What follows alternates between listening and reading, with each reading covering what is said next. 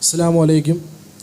വിസ്ഡവും KNMും തമ്മിൽ നേതാക്കൾക്കിടയിലുള്ള വ്യക്തിപരമായ തർക്കം മാത്രമാണുള്ളത്, അല്ലാതെ ആദർശപരമായ തർക്കമൊന്നുമില്ല. വിസ്ഡംകാർ ജിന്നിനെ വിളിക്കുന്നവർ അല്ല എന്ന് പറയുന്ന ആളുകളോട് നമ്മൾ എന്താണ് പറയേണ്ടത്? യഥാർത്ഥത്തിൽ നേരത്തെ ഇവിടെ നസീറുദ്ദീൻ റഹ്മാനി പറഞ്ഞല്ലോ, ഈ വിസ്ഡം വിഭാഗത്തിൽ കുറേ ആളുകളുണ്ട്, പല തരത്തിലുള്ള ആളുകളുണ്ട്. ചില ആളുകൾ ഇതൊന്നും ഒരു ആദർശപരമായ വിഷയമല്ല എന്ന് വിചാരിക്കുകയും അതുകൊണ്ട് തന്നെ ഈ ആളുകൾ പറയുന്നത് ശരിയാണ്, അതിൽ കുഴപ്പമൊന്നുമില്ല എന്ന് വിശ്വസിച്ച് അതിൻ്റെ ഒപ്പം കൂടുകയും ചെയ്ത ആളുകളാണ്. വേറൊരു വിഭാഗം ആളുകൾ വിസ്ഡം ഉണ്ടായി, അതിൻ്റെ കുറെ ദേവാപ്രവർത്തനങ്ങളൊക്കെ കണ്ടു, എന്നാ പിന്നെ അവര് പറയുന്നത് തന്നെയാവും ശരി എന്ന് വിചാരിച്ചുകൊണ്ട് അതിൻ്റെ ഒപ്പം കൂടിയ ആളുകളാണ്. വേറൊരു വിഭാഗം യഥാർത്ഥത്തിൽ എന്താണ് ജിന്നുവാദം എന്ന് മനസ്സിലാക്കുകയും ആ വാദം തന്നെ ശരിയാണ് എന്ന് വിശ്വസിക്കുകയും അതാണ് പ്രചരിപ്പിക്കേണ്ടത് എന്ന് മനസ്സിലാക്കുകയും ചെയ്ത ആളുകളുമാണ്. ഇങ്ങനെ പല വിഭാഗങ്ങളെ അതിൽ നമുക്ക് കാണാൻ കഴിയും. ഇപ്പൊ ചില സാധാരണക്കാരായ ആളുകളൊക്കെ സംസാരിക്കുമ്പോൾ ചോദിക്കും, ജിന്നിനോടുള്ള സഹായതേട്ടം ശിർക്കല്ല എന്ന് ആർക്കാ വാദമുള്ളത്? അത് ശിർക്കാണ് എന്ന് തന്നെയാണ് ഞങ്ങളുടെയും വാദം. അത് ശിർക്കല്ല എന്ന് ഞങ്ങൾക്കാർക്കും വാദമില്ല എന്ന് ചില ആളുകൾ പറയും. അപ്പൊ അവരോട് നിങ്ങൾ ചോദിച്ചു നോക്കൂ, അങ്ങനെയാണെങ്കിൽ കോഴിച്ചനയിൽ വെച്ച് മുജാഹിദുകളും അതേപോലെ വിസ്ഡം വിഭാഗവും തമ്മിലൊരു വാദപ്രതിവാദം നടന്നിരുന്നല്ലോ. അത് നേതൃത്വത്തെക്കുറിച്ചുള്ള തർക്കമായിരുന്നോ? അത് സംഘടനയെ കുറിച്ചുള്ള തർക്കമായിരുന്നോ? അതിലുള്ള അഭിപ്രായ വ്യത്യാസം എന്തായിരുന്നു എന്ന് ചോദിച്ചാൽ ഒരു പക്ഷേ അങ്ങനെ ഒരു സംവാദം നടന്നത് പോലും ഈ ആളുകൾ അറിഞ്ഞുകൊള്ളണമെന്നില്ല. ഇത് അടിസ്ഥാനപരമായ വിഷയത്തിലുള്ള വാദമാണ്, വിഷയമാണ് എന്ന് മനസ്സിലാക്കാൻ കോഴിച്ചനയിൽ നടന്ന ആ സംവാദത്തിന്റെ വ്യവസ്ഥ ഞാനൊന്ന് നിങ്ങളെ കേൾപ്പിക്കാം.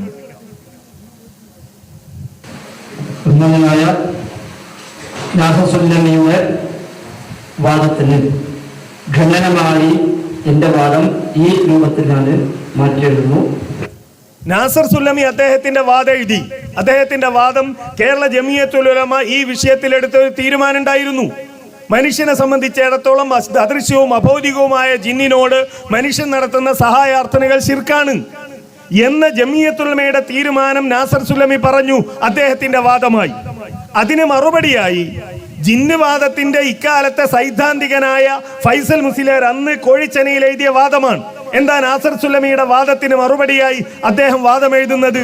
മനുഷ്യനെ സംബന്ധിച്ച് അദൃശ്യവും അഭൗതികവുമായ ജിന്നിനോട് മനുഷ്യർ നടത്തുന്ന സഹായാർത്ഥനകളിൽ ശിർക്കായതും വസിയത്തു ശിർക്കായവയും ഉണ്ട്, അതിനാൽ എല്ലാം ഹറാമാകുന്നു. മനുഷ്യരെ സംബന്ധിച്ച് അദൃശ്യവും അഭൗതികവുമായ ജിന്നിനോട്. അവിടെ ഒന്നുകൂടി നിങ്ങൾ കേട്ടോളൂ, എന്താ പറയുന്നത്? മനുഷ്യനെ സംബന്ധിച്ചിടത്തോളം അദൃശ്യവും അഭൗതികവുമായ ജിന്നിനോട്. വിസ്ഡം വിഭാഗം മുജാഹിദ് പ്രസ്ഥാനത്തിനെതിരെ ഉന്നയിക്കുന്ന ഏറ്റവും പ്രധാനപ്പെട്ട ഒരു ആരോപണം എന്താണ്? ഇക്കാലം വരെ ജിന്ന് ഭൗതികമായിരുന്നു മുജാഹിദുകൾക്ക്, ഇതാ ഇപ്പൊ KNM എന്ത് ചെയ്തു? ജിന്ന് അഭൗതികമാണെന്ന് പറയാൻ തുടങ്ങി എന്ന. ഫൈസൽ മുസ്ലിയാർ ഇവിടെ എഴുതുന്നതോ മനുഷ്യനെ സംബന്ധിച്ചിടത്തോളം അദൃശ്യവും അഭൗതികവുമാണ് എന്നാണ്. മുജാഹിദുകൾ പറയുന്നതും അത് തന്നെയാണ്. മനുഷ്യനെ സംബന്ധിച്ചാണ് നമ്മൾ ജിന്നിനെ ചർച്ച ചെയ്യുന്നത്. ആ ജിന്ന് അഭൗതികമാണ്. അങ്ങനെ അദൃശ്യവും അഭൗതികവുമായ ജിന്നിനോട്, നമ്മൾ കാണുന്നില്ല ജിന്നിനെ, നമ്മെ സംബന്ധിച്ചിടത്തോളം അഭൗതികമാണ് ആ ജിന്ന്. അങ്ങനെയുള്ള ജിന്നിനോട് മനുഷ്യൻ നടത്തുന്ന സഹായാർത്ഥനകൾ കേട്ടോളൂ. മനുഷ്യൻ നടത്തുന്ന സഹായാർത്ഥനകളിൽ ശിർക്കായതും വസിയത്തു ശിർക്കായവയും ഉണ്ട്, അതിനാൽ എല്ലാം ഹറാമാകുന്നു. അപ്പൊ ആ സഹായ തേട്ടത്തിൽ ശിർക്കായതുണ്ട്, വസീലത്ത് ശിർക്കായതുണ്ട്. ജിന്നിനോട് മനുഷ്യൻ നടത്തുന്ന സഹായാർത്ഥനകളിൽ ശിർക്കായതുണ്ട്, വസീലത്ത് ശിർക്കായതുണ്ട്, എല്ലാം ഹറാമാകുന്നു എന്നാണ്. അപ്പൊ ചില ആളുകൾ ചോദിക്കും, എന്നാലും ഓല് ഹറാം എന്നല്ലേ പറയണത്, അപ്പൊ പിന്നെ നമുക്ക് അംഗീകരിച്ചൂടെ? അവരും സമ്മതിക്കുന്നുണ്ടല്ലോ ഹറാമാണ് എന്ന്, ശിർക്കല്ല എന്നല്ലേ പറയുന്നുള്ളൂ, ഹറാമാണ് എന്ന് അവരും അംഗീകരിക്കുന്നുണ്ടല്ലോ. ഞാൻ ചോദിക്കട്ടെ, ഇവിടെ എഴുന്നേറ്റ് നിന്നിട്ട് ഞാൻ പറയാണ് നിങ്ങളോട്, ഭീമാ പള്ളി ഉമ്മ, ആ പള്ളിയിൽ പോയി അവിടെ മരിച്ചു കിടക്കുന്ന ഉമ്മയോട്, മകനോട് ഒരാള് എന്റെ രോഗം മാറ്റണേ എന്ന് തേടിയാൽ അത് ശിർക്കാവൂല, എന്നാ ഹറാമാണ്, നിങ്ങൾ ആരും അത് ചെയ്യാൻ പാടില്ല എന്ന് പറഞ്ഞാൽ നിങ്ങൾ എന്നെ അംഗീകരിക്കൂ? കുഴപ്പമില്ല, മുജാഹിദ് പ്രസ്ഥാനത്തിന്റെ വാദം തന്നെയല്ലേ. ഭീമാപ്പള്ളി പോകാനൊന്നും മൗലവി പറഞ്ഞിട്ടില്ലല്ലോ, ഭീമാപ്പള്ളി പോയി തേടാനും മൗലവി പറഞ്ഞിട്ടില്ലല്ലോ, ഭീമാപ്പള്ളി പോയി തേടണമെന്നും മൗലവി പറഞ്ഞിട്ടില്ലല്ലോ. പിന്നെ എന്തേ പറഞ്ഞത്? അത് ശിർക്കാവൂല എന്നല്ലേ പറഞ്ഞിട്ടുള്ളൂ എന്ന് പറഞ്ഞ് നിങ്ങൾ എന്റെ വാദത്തെ പിന്തുണക്കുമോ? ഇല്ലെങ്കിൽ അതേപോലെ നമുക്ക് ഈ വാദത്തെ പിന്തുണക്കാൻ കഴിയില്ല.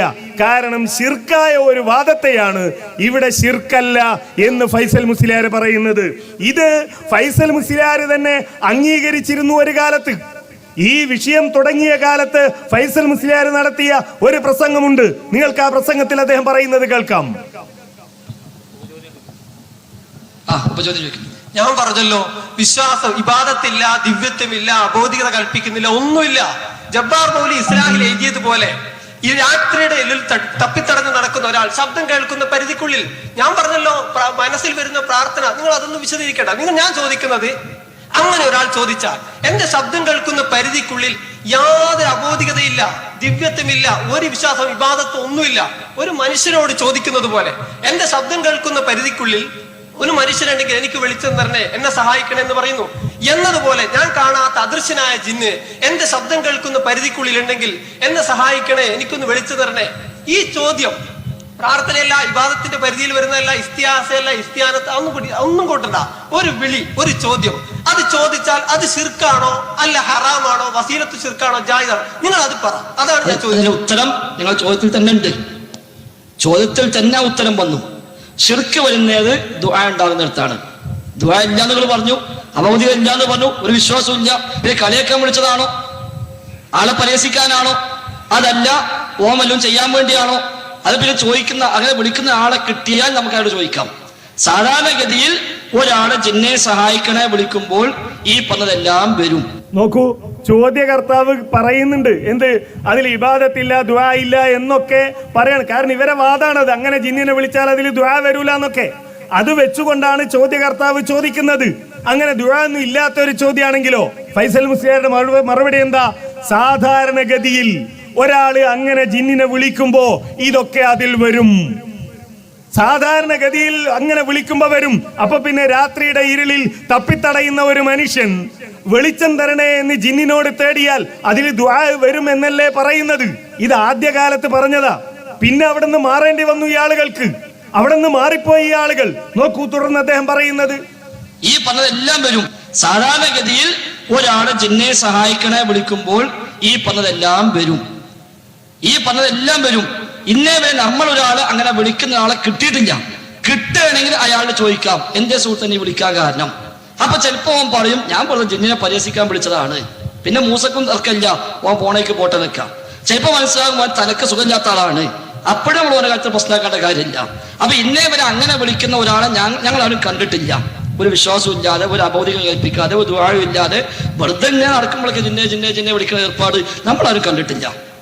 അപ്പൊ അങ്ങനെ ഉണ്ടെങ്കിൽ ഓനോട് ചോദിക്കുക, സുഹൃത്ത് എന്താ, ഏത് അടിസ്ഥാനത്തിലാണ് ചോദിച്ചത്? അപ്പൊ ഓൻ നമുക്ക് വിധി പറയാം. ഓൻ തലക്ക് സുഖമില്ലെങ്കിൽ മത നിയമങ്ങൾ ഓന് ബാധകമല്ല. ആളെ കുതിരാക്കാൻ വിളിച്ചതാണെങ്കിൽ മനുഷ്യനോടാണെങ്കിൽ ചിലപ്പോൾ ഒന്നും കിട്ടുമോ ഇതൊക്കെ. ജിന്നാകുമ്പോൾ ചിലപ്പോൾ ഓൻ ചിലപ്പോൾ കേട്ട പോലെ പോയിക്കൂടായില്ല. അപ്പൊ അതുകൊണ്ട് അങ്ങനെ ഒരുത്തൻ ചോദിക്കുന്ന ഒരാൾ എവിടെയെങ്കിലും ഉണ്ടെങ്കിൽ ഓനോട് ഞാൻ പറയേണ്ട ആവശ്യമുള്ളൂ. നമ്മൾ സങ്കല്പിച്ചുണ്ടാക്കിയിട്ട് എവിടെയെങ്കിലും ചോദിക്കുകയാണെങ്കിൽ, വിളിക്കുകയാണെങ്കിൽ, ഇതൊന്നും ഇല്ലെങ്കിൽ. സങ്കല്പിച്ചുണ്ടാക്കിയതല്ല, ഇസ്ലാഹ് മാസികയിൽ എഴുതിയതാണ്. അതിനെ ന്യായീകരിച്ചതാണ് ഈ സംഭവങ്ങളുടെ തുടക്കം. ഇസ്ലാഹ് മാസികയിൽ എഴുതി, രാത്രിയുടെ ഇരുളിൽ തപ്പിത്തടഞ്ഞ് നടക്കുന്ന ഒരാളൊരു ശബ്ദം കേൾക്കുന്നു. ആ ശബ്ദത്തിന്റെ ഉടമ ജിന്നാണെന്ന് ഒരാൾ വിശ്വസിക്കുന്നു. എന്നിട്ട് ആ ജിന്നിനോട് ഒരാൾ വെളിച്ചം തേടുന്നു.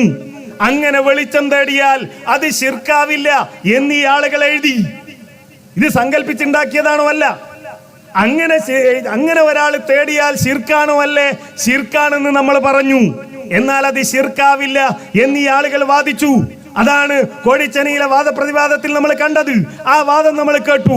വീണ്ടും ഫൈസൽ മുസ്ലിയാർ ഇവിടെ തുടർന്ന് പറയുന്നു, ഉണ്ടാക്കുന്നത് സാധാരണഗതിയിൽ ഒരു ജിന്നെ സഹായിക്കുന്ന ഒരുത്തം പറയുമ്പോൾ ഓന്റെ ഉള്ളിൽ ഇതെല്ലാം വരും. ഈ വിശ്വാസമൊക്കെ വരും. ഇല്ലാത്ത ചോദ്യം ഉണ്ടാവില്ല. സാധാരണഗതിയിൽ ഒരു ജിന്നെ സഹായിക്കുന്ന ഒരുത്തം പറയുമ്പോൾ ഓന്റെ ഉള്ളിൽ ഇതെല്ലാം വരും. ഈ വിശ്വാസമൊക്കെ വരും. ഇല്ലാത്ത ചോദ്യം ഉണ്ടാവില്ല. നിങ്ങൾ ഇനി അതാഴ്ച ഒരു മനുഷ്യനോട് ചോദിക്കുമ്പോഴും, ഒരു മനുഷ്യൻ, ഞാൻ ഇപ്പൊ മൂസനെടുത്ത് വരാം, എനിക്ക് 14 വായ്പാണ്, ഇതിന് വരുമ്പോഴും എന്റെ ഉള്ളിൽ വിശ്വാസം ഉണ്ടല്ലോ. മൂസ തരാതെക്കൂല, അത് പരിഗണിക്കാതിരിക്കില്ല എന്നൊരു വിശ്വാസം ഉണ്ടായിട്ടല്ലേ വരുന്നത്. അല്ല വെറുതെ ആളെ കുതിരാക്കാൻ വേണ്ടി വരികയാണെങ്കിലോ എന്താ പോലെ നിങ്ങൾ ആളെ കളിയാക്കാതെ ചോദിക്കുള്ളൂ. അപ്പൊ സാധാരണഗതിയിൽ ജിന്നെ സഹായിക്കണമെന്ന് ഒരാൾ കുടുങ്ങുമ്പോ പറയുന്നുണ്ടെങ്കിൽ, നീ ഇരുട്ടത്ത് തപ്പണമെന്നില്ല, പകൽ വെളിച്ചത്തിലായാലും ഒരുത്തൻ പറയുന്നുണ്ടെങ്കിൽ ഓന്റെ ഉള്ളിൽ ജിന്നിനെ കുറിച്ചുള്ള ഒരു ധാരണ വിശ്വാസം ഉണ്ട്. ഞാൻ വിളിച്ചാൽ വരും, ഞാൻ വിളിച്ചാൽ കിട്ടും, ഞാൻ വിളിച്ചാൽ സഹായിക്കും, ഞാൻ വിളിച്ചോടത്ത് വരെത്തും എന്ന വിശ്വാസം ഉണ്ട്. അവിടെ ശിർക്ക് വന്നു. അതൊന്നുമില്ല, അങ്ങനത്തെ ഒരു ഇതുമില്ല, അങ്ങനെ ഒരാൾ വിളിക്കൂല. അങ്ങനെ ഒരാൾ വിളിക്കൂല. ഈ പറഞ്ഞത് കേട്ട് നിങ്ങളുടെ മനസ്സിലൊക്കെ ഉണ്ടല്ലോ. ഞാനിതാ ഇസ്ലാഹ് മാസിക നിങ്ങളുടെ മുമ്പിൽ വായിച്ചു കേൾപ്പിക്കാം. രാത്രിയുടെ ഇരുളും പകൽ വെളിച്ചവും രണ്ടും ഇതിൽ പറയുന്നുണ്ട്. എന്താ പറയുന്നത്? രാത്രിയുടെ ഇരുളിൽ തപ്പിത്തടഞ്ഞ് നീങ്ങുന്ന ഒരാൾ തന്റെ തൊട്ടടുത്ത് നിന്ന് ശബ്ദം കേൾക്കുന്നു, ആളെ കാണുന്നില്ല. തന്റെ മുമ്പിലുള്ള ഈ ശബ്ദത്തിന്റെ ഉടമ ജിന്നായിരിക്കാമെന്ന വിശ്വാസത്തിൽ എന്നെ ഒന്ന് സഹായിക്കാമോ, ഒരു വെളിച്ചം തരാമോ എന്ന് ആവശ്യപ്പെട്ടാൽ അത് അഭൗതികമോ കാര്യകാരണ ബന്ധത്തിനപ്പുറമുള്ളതോ അല്ലെങ്കിൽ സൃഷ്ടികളുടെ കഴിവിൽപ്പെടാത്തത് തേടുകയോ അല്ല. ആ സഹായാർത്ഥന ശിർക്കുമല്ല. വീണ്ടും പറയുന്നു, പകൽ വെളിച്ചത്തിൽ വിജനമായ മരുഭൂമിയിലൂടെ വഴിയറിയാതെ നടന്നു നീങ്ങുന്ന ഒരാൾ പരിസരത്ത് ആരെയും കാണുന്നില്ല. ഇവിടെ എന്റെ ശബ്ദം കേൾക്കുന്ന ആരെങ്കിലും, മനുഷ്യൻ, മലക്ക്, ജിന്ന് എന്നെ സഹായിക്കട്ടെ എന്ന് നനച്ച് പടപ്പുകളെ എന്നെ സഹായിക്കണേ, എനിക്ക് വഴി കാണിച്ചു തരണേ എന്ന് ഉച്ചത്തിൽ വിളിച്ചു പറയുന്നുവെങ്കിൽ അത് അഭൗതിക മാർഗത്തിലുള്ള സഹായതേട്ടം അതിലില്ല. നോക്കൂ, ഈ രണ്ട് സന്ദർഭങ്ങളിലും അങ്ങനെ ഒരു തേട്ടം ഇല്ല എന്നാണ് ഈ ഇസ്ലാഹ് മാസികയിൽ എഴുതുന്നത്. എന്നാൽ ഫൈസൽ മുസ്ലിയാർ ഇവിടെ പറഞ്ഞതോ, അങ്ങനെ ഒരാൾ വിളിച്ചാൽ പകല് മരുഭൂമിയിലെത്തി ആരെയും കാണാനില്ല, ജിന്നെ എന്ന് വിളിച്ചാൽ അതിൽ അഭൗതികത ഉണ്ട്, അതിൽ പ്രാർത്ഥനയുണ്ട്. ജിന്നിനോട് 10,000 രൂപ കടം ചോദിച്ചാൽ അതിൽ അഭൗതികതയുണ്ട്, പ്രാർത്ഥനയുണ്ട്. ഇവര് പറയുന്നത് എന്താ? ഇപ്പോ അഭൗതികമായ കാര്യം ചോദിച്ചാൽ ശിർക്ക്, ജിന്നെ സ്വർഗം തരണേന്ന് തേടിയാ ശിർക്ക്, ജിന്നെ കുട്ടികളെ തരണേന്ന് തേടിയാ ശിർക്ക്, ജിന്നെ നരകത്തിന്ന് കാക്കണേന്ന് തേടിയാ ശിർക്ക്. എന്നാൽ ജിന്നെ മെഴുകുതിരി തരണേന്ന് പറഞ്ഞാലോ, ജിന്നെ ടോർച്ച് തരണേന്ന് പറഞ്ഞാലോ, ജിന്നെ എന്റെ ഫോണ് കാണാനില്ല അതൊന്ന് എടുത്തു തരണേന്ന് പറഞ്ഞാലോ അതൊന്നും ശിർക്കാവില്ല. കാരണം അതൊക്കെ ഭൗതിക കാര്യമാണ്. ഇത് നേതാക്കൾ തമ്മിലുള്ള തർക്കാണോ? ഇത് നേതാക്കൾ തമ്മിലുള്ള ഭിന്നതയാണോ? ഇത് ആദർശപരമായ ഭിന്നതയാണ്. നമ്മൾ പറയുന്നത് ഈ ആദ്യം പറഞ്ഞ ആദർശമുണ്ടല്ലോ, ഒരാൾ ജിന്നിനെ വിളിച്ചാൽ അങ്ങനെ ഒരു തേട്ടം അതിലുണ്ട്, അതിൽ ദുആ ഉണ്ട്, അതിൽ പ്രാർത്ഥനയുണ്ട്, അതിൽ അഭൗതികതയുണ്ട് എന്ന മുജാഹിദ് പ്രസ്ഥാനത്തിന്റെ ആ വാദത്തിലേക്ക് വിസ്ഡം ജിന്നുവാദം തലയിൽ കയറിയ ആളുകൾ തിരിച്ചു വരണം എന്നാണ് മുജാഹിദ് പ്രസ്ഥാനം ആവശ്യപ്പെടുന്നത്. അല്ലാഹു സുബ്ഹാനഹു വ തആല അനുഗ്രഹിക്കുമാറാകട്ടെ.